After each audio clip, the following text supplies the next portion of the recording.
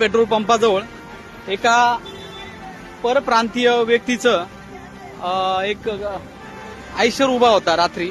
तर अज्ञात व्यक्तींनी त्याच्या गाडीमधून जवळपास डिझेल चोरी केलं।